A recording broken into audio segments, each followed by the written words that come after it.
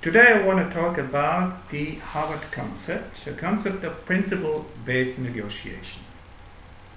First, I want to discuss negotiation itself, what's about it, and what we do if we negotiate with others, and what is the usual way of negotiating. And the second is I will introduce the Harvard concept as a good alternative to reach our goals with proper negotiating with other parties. Let us begin with the negotiating. In everyday life, in our job, in business, or in our family, we have, if we want to reach our goals, we have to negotiate with other persons. We have to negotiate with our manager, with the real estate agent, with our wives, and also with our kids. And it's often the same procedure. We are arguing, we are insisting on our positions, we are giving up some positions up, we make concessions, and we reach, after a long-lasting time, a time-consuming time, compromises. And often we are not always happy after the negotiation process. And there's either a soft way and a hard way to negotiate with others. The soft negotiator is interested in a peaceful solution. He's giving up the position in order to reach a compromise, even with a bad taste of loss. The hard negotiator is trying to win this battle, trying to insist, to pursue his interest, to prevail over the other party, even with the danger of splitting up the relation after the negotiation process. And how to avoid this risk? This is where the Harvard concept comes into play. So, the Harvard concept, developed in the late 1970s by the Harvard Law School, developed in a study observing negotiation process worldwide and questioning good, successful negotiators, has the following result. Good negotiation produces sustainable negotiation results, a reasonable negotiation time, and strong and intact relationship, long-lasting relationship, even the negotiating process is terminated successfully. And the trick of good negotiating is always to create a win-win situation, mutual profit of both parties,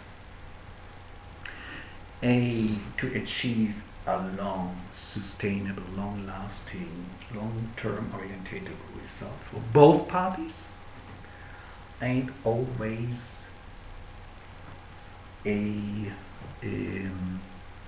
developing a best alternative. What is there a creative plan B? What is if the negotiation process is failing? And if the negotiation process is successful, how can I avoid getting pulled off the barrel? So, 4 key concepts in order to avoid the quarrel, the fight between different positions are made by the Harvard concept. First, separate the person from the trouble. Take in the negotiation process into account the person's interests like the reputation, like keeping the faith, like his abilities, his opportunities. Separate apart from the negotiation object. Your profit, the product, the benefit.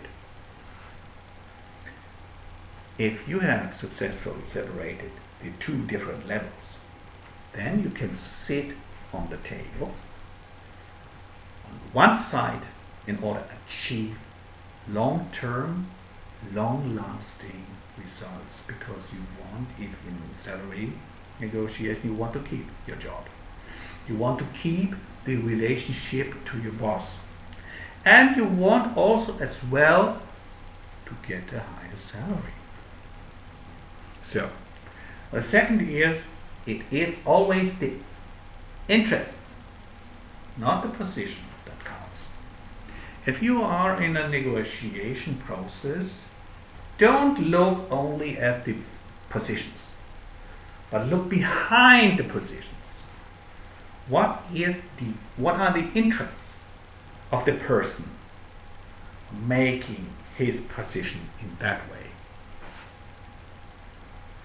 Make your interests clear. What are your goals? What are your fears? What are your expectations?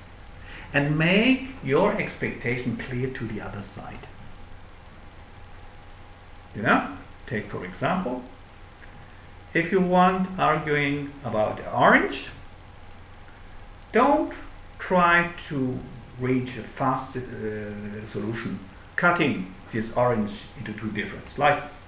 If you are interested in the juice, but make the other party to convince to squeeze the orange in order to get the juice, and the other person get the skin of the orange in order his interest to make a toy from the gun for his kids. Next thing is, try to develop several options. For example, negotiation processes are very often very long-lasting, very complex at drafting a contract between homeowner and contractor. And often you will see one fact. Don't argue first at the price and the job who is the contractor doing.